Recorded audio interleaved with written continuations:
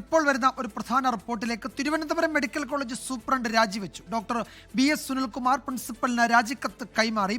Alex Muhammad വിവരങ്ങൾ നൽകും തിരുവനന്തപുരത്ത് നിന്ന്. അലക്സ്, തനിക്ക് ജോലിയിൽ ശ്രദ്ധിക്കാൻ കഴിയുന്നില്ല എന്ന് അദ്ദേഹം നേരത്തെ സൂപ്രണ്ടിനെ അറിയിച്ചിരുന്നു, പ്രിൻസിപ്പലിനെ അറിയിച്ചിരുന്നു എന്ന് റിപ്പോർട്ടുകൾ ഉണ്ടായിരുന്നു. തന്നെയുമല്ല, സമീപകാലത്ത് തിരുവനന്തപുരം മെഡിക്കൽ കോളേജുമായി അല്ലെങ്കിൽ തിരുവനന്തപുരം മെഡിക്കൽ കോളേജ് കേന്ദ്രീകരിച്ച് നടക്കുന്ന വിവാദങ്ങളൊക്കെ ഈ സൂപ്രണ്ട് സ്ഥാനം രാജിവെക്കാൻ അദ്ദേഹത്തെ പ്രേരിപ്പിച്ചിട്ടുണ്ടാകാം അല്ലേ?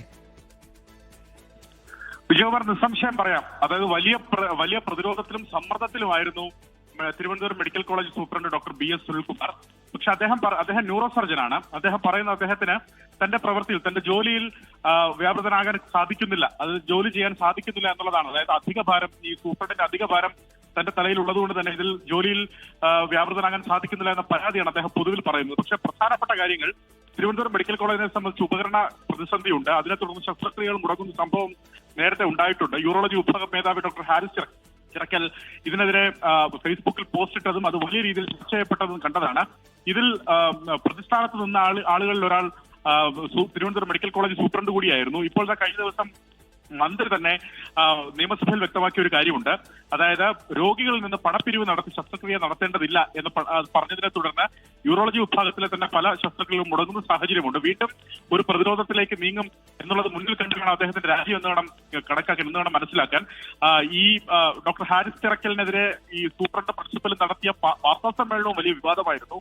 ആ ഘട്ടത്തിലൊക്കെ ഡോക്ടർ BS സുനിൽകുമാർ രാജിവെക്കുമെന്നൊരു അഭ്യൂഹം നിലനിന്നിരുന്നു. അദ്ദേഹത്തിന് രാജ്യ സർക്കാർ ആവശ്യപ്പെടുമെന്നൊരു അഭ്യൂഹവും നിലനിന്നിരുന്നു. എന്താണെന്താ, തനിക്ക് ജോലി ചെയ്യാനാകുന്നില്ല എന്നുള്ള കാരണം പറഞ്ഞ അദ്ദേഹത്തിന്റെ രാജിക്കത്ത് പ്രിൻസിപ്പലിന് കൈമാറിയിട്ടുണ്ട്. പ്രിൻസിപ്പൽ ഇനി ഈ രാജി DMEക്ക് നൽകും. DME വഴി അത് സർക്കാരിലേക്ക് എത്തുകയും സർക്കാർ ഈ രാജി അംഗീകരിക്കാനാണ് നിലവിൽ സാധ്യത. വിജയകുമാർ, അല്ല, ഇതിൽ അലക്സ്, രാജി അംഗീകരിക്കാൻ സാധ്യത എന്ന് പറയുമ്പോൾ ഈ ഭരണപരമായ പ്രശ്നങ്ങൾക്ക് അപ്പുറത്തേക്ക് അവിടെ ഉയരുന്ന നിരവധി വിഷയങ്ങളുണ്ടല്ലോ. ഇപ്പോൾ ഉപകരണ ക്ഷാമം, ശസ്ത്രക്രിയ മുടങ്ങുന്നു, അതുപോലെ തുടർച്ചയായി ഇങ്ങനെ വിവാദങ്ങൾ ഉണ്ടാകുന്നു. അതിനിടയിൽ ഈ സൂപ്രണ്ട് രാജിവെക്കുക എന്ന് രാജി സ്വീകരിക്കുക കൂടെ ചെയ്യുമ്പോൾ വീണ്ടും അതൊക്കെ പൊതു ചർച്ചയ്ക്ക് വഴിവെക്കുന്ന കാര്യങ്ങളായി മാറില്ലേ? അത് സർക്കാരിനൊട്ടും താല്പര്യമുണ്ടാകില്ലല്ലോ വീണ്ടും അത്തരം ഒരു ചർച്ച ഈ വിഷയത്തിൽ നടക്കുന്നത്. അത് ഒഴിവാക്കാനായിരിക്കില്ലേ സർക്കാർ സ്വാഭാവികമായും ശ്രമിക്കുക?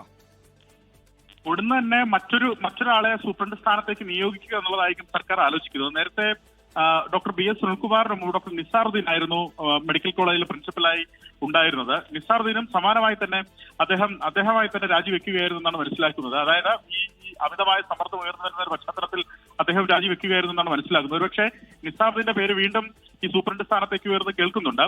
അത് സർക്കാർ ഒരുപക്ഷെ ഏറ്റവും അടിയന്തരമായി പരിഗണിക്കും എന്നുള്ളതാണ് മനസ്സിലാക്കുന്നത്. എന്താണെങ്കിലും BS സുനിൽകുമാറിന്റെ രാജി സ്വീകരിക്കാനാണ് സാധ്യത കൂടുതൽ. കാരണം അദ്ദേഹത്തിന്റെ ജോലി ആവശ്യങ്ങൾക്കടക്കം സമയം കണ്ടെത്താൻ കഴിയുന്നില്ല എന്ന പരാതി നിലനിൽക്കുന്നുണ്ട്. അത് മാത്രമല്ല, നേരത്തെ ഉയർന്ന ഈ വിവാദങ്ങളും മറ്റുമൊക്കെ സർക്കാർ പരിഗണിക്കുകയും ചെയ്യും. എന്താണെങ്കിലും DMEക്ക് പ്രിൻസിപ്പൽ നാളെയോടുകൂടി ഒരുപക്ഷെ ഈ രാജി കൈമാറുകയും അത് സർക്കാർ തലത്തിലേക്ക് എത്താനും സാധ്യതയുണ്ട്. വിജയകുമാർ, വിവാദങ്ങളുടെ ഒരു പരമ്പര തന്നെ തിരുവനന്തപുരം മെഡിക്കൽ കോളേജ് കേന്ദ്രീകരിച്ചുണ്ടായിരുന്നു.